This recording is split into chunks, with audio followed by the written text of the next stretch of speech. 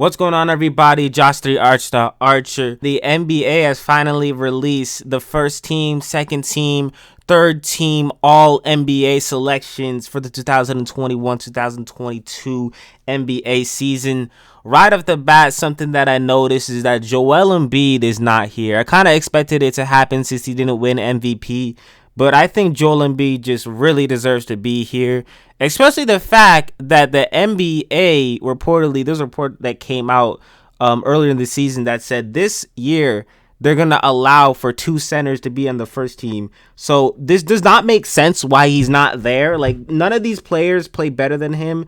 Devin Booker, Luka Doncic, Jason Tatum, no, they did not play better than him. It's not even debatable. So I'm very confused, and I will show the votes later on to actually break it down. So I'm very confused in that. But Giannis, he deserved it. Devin Booker, Luka Doncic, no.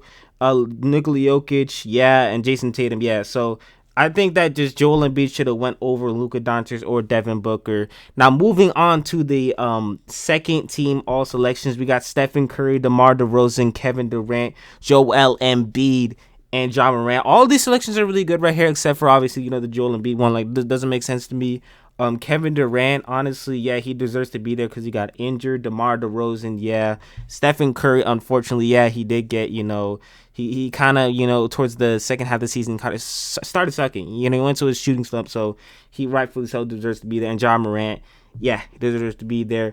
Now, this right here, the third team, this is where things kind of get weird. I do not know why LeBron James is on the third. Okay, so let's go back to the second team, right? I think that LeBron James probably should have been ahead of Kevin Durant because Kevin Durant was injured for a while. Like, he was injured for 30 days or something. So I don't understand why LeBron James is in the third team and not in the second team. LeBron James, especially at his age, he had a really good season. But in the third team right here, we got LeBron James, Chris Paul, Pascal Siakam, Karl Anthony Towns, and Trae Young. Pretty solid list right here. Arguably, though, Pascal Siakam being there, I did see something that said he'd even make an all-star appearance. So I don't know what to really think about that.